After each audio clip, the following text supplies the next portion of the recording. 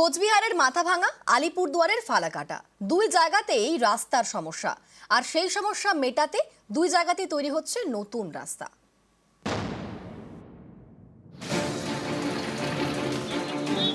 আলিপুরদুয়ারের ফালাকাটা, এখানে জটেশ্বর বাজার থেকে প্রায় 10 কিলোমিটার রাস্তা খারাপ, যার জেরে প্রতিদিন দুর্ভোগ। সমস্যা মেটাতে নতুন করে তৈরি হচ্ছে রাস্তা, শুরু হয়েছে সেই কাজ।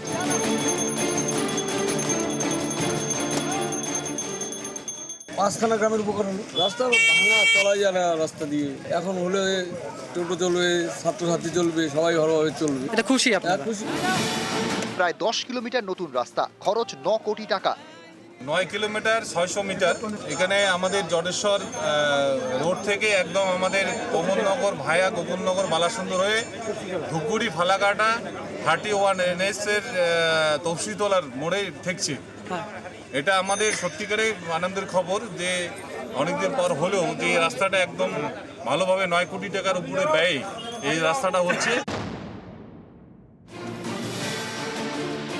কোচবিহারের মাথাভাঙা 2 নম্বর পঞ্চায়েত সমিতি, এখানকার পশ্চিম চকিয়ার ছড়া এলাকায় একটি রাস্তা দীর্ঘদিন ধরে বেহাল বলে অভিযোগ, যার জেরে ভোগান্তিতে পড়তে হয় স্থানীয়দের। এই ভোগান্তি মেটাতে তৈরি হচ্ছে নতুন কংক্রিটের রাস্তা।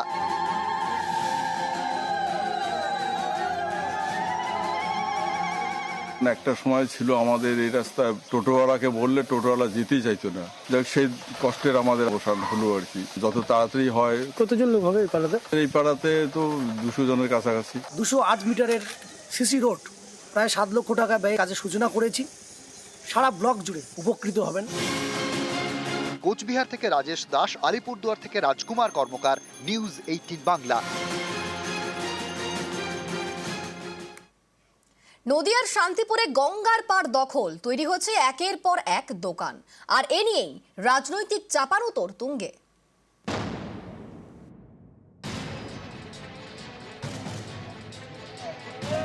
দখল হয়ে গিয়েছে গঙ্গার পাড়, তৈরি হয়েছে একের পর এক দোকান। নদিয়ায় শান্তিপুর ব্লকের হরিপুর গ্রাম পঞ্চায়েত, এই এলাকার পাশ দিয়ে বয়ে গিয়েছে গঙ্গা। এখানেই নৃসিংহপুর ফেরিঘাট। এই ঘাটের পাশে গঙ্গার পাড় দখল হয়ে গিয়েছে, তৈরি হয়েছে দোকান, কোনোটার কংক্রিটের, কোনোটা টিন দিয়ে ঘেরা।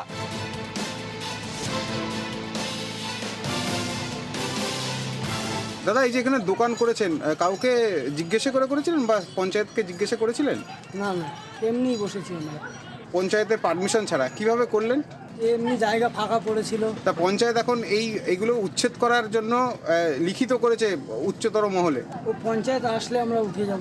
আমরা এখানে অনেকদিন দীর্ঘজীবী, নিজেদের এলাকার বাসিন্দা। এখানে কোনো কর্ম খাওয়ার জন্য আমরা একটা জায়গা দেখছিলাম, তাই এখানে অনেকেই এরকম দোকান নিয়ে রয়েছে, তাই আমরাও সেই হিসাব করে নিজেদের এলাকার জন্য আমরা এখানে দোকান করেছি। মানে আপনারা যখন দোকান করেছিলেন তখন পারমিশন নিয়েছিলেন? হ্যাঁ, পারমিশন নিয়েছিলাম। কার কাছ থেকে নিয়েছিলেন? মেম্বারের কাছ থেকে। প্রধান তো বলছে কোনো পারমিশন নেওয়া হয়নি। পঞ্চায়েতে ডাইরেক্ট গিয়ে হয়নি, রাস্তাঘাটে যেভাবে আলোচনা হয় সেইভাবে করা হয়েছে, মৌখিকভাবে। বিডিও স্যার, বিএলআরও স্যার এবং এসডিএলআরওকে আমরা চিঠি করছি যে বা যারা অবৈধভাবে নির্মাণ করেছে যাতে তারা ব্যবস্থা নেন।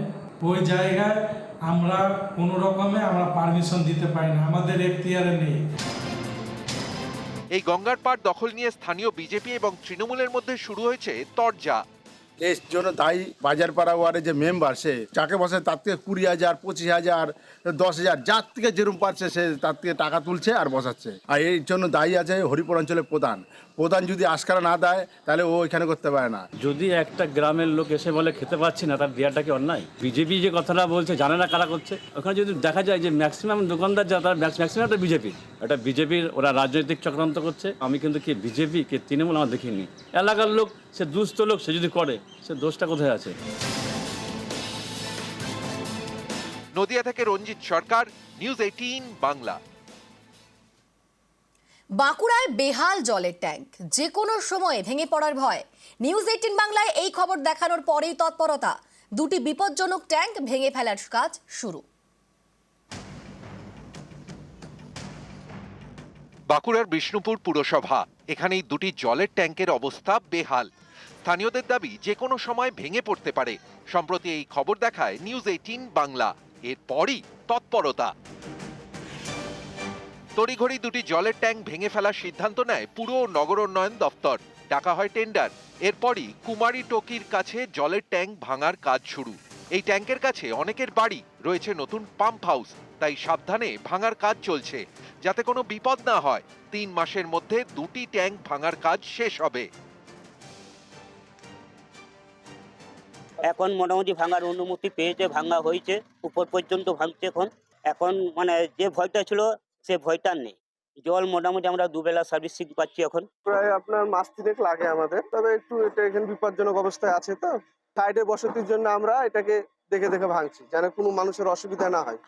এটা আমাদের ম্যানুয়ালি ভাঙা হচ্ছে, এটা ম্যানুয়ালি উপর থেকে আস্তে আস্তে ধরে ধরে ভাঙা। এই কাজ দ্রুততার সঙ্গে সম্পন্ন হয়েছে এবং যে জায়গা থেকে দুটো আমাদের ওইচার আছে, একটা হচ্ছে আমাদের কুমারী টকি এবং বিষ্ণুপুর পৌরসভার প্রাঙ্গণে, সেই দুটোকেই ভাঙার কাজ শুরু হয়ে গেছে। বাঁকুড়ার বিষ্ণুপুর পুরসভায় 19টি ওয়ার্ড, সবকটি ওয়ার্ডেই খাবার জল যেত এই দুটি জলের ট্যাঙ্ক থেকে। একটি পুরসভা অফিসের কাছে, আরেকটি কুমারী টকিতে। দুটি ট্যাঙ্কই প্রায় 40 বছরের পুরনো, বছর 5 ধরে বেহাল। সম্প্রতি এর স্বাস্থ্য পরীক্ষা করেন খড়গপুর IITর বিশেষজ্ঞরা। তারা দুটি ট্যাঙ্কই ভেঙে ফেলার পরামর্শ দেন। সেই মতো বিকল্প দুটি ট্যাঙ্ক তৈরি হয়ে গিয়েছে।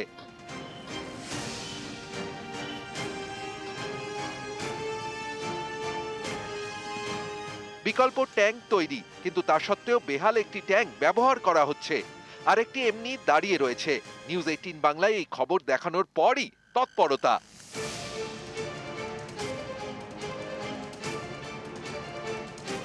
শুরু হলো জলের ট্যাঙ্ক ভেঙে ফেলার কাজ। বাঁকুড়া থেকে দেবব্রত মণ্ডল, নিউজ 18 বাংলা।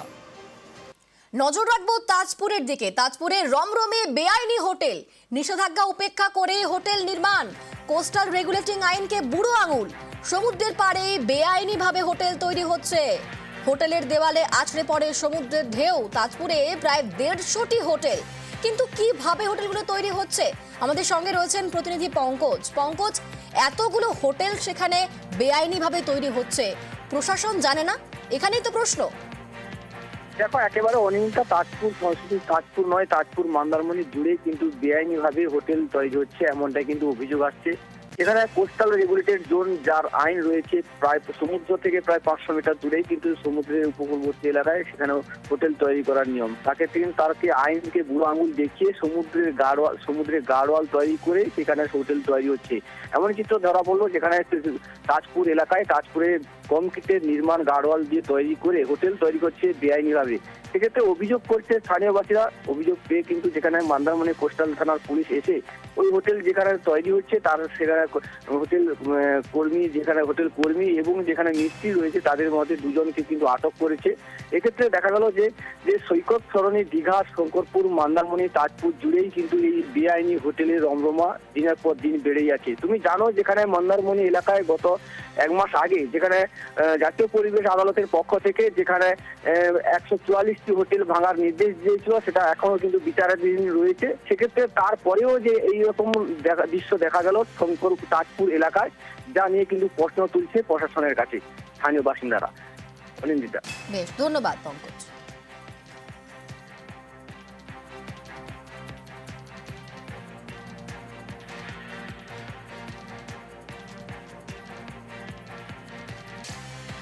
বর্তমান সিচুয়েশন, সকলে চায় যে পর্যটক আসুক, জলে হোটেলে বসে পা যাব।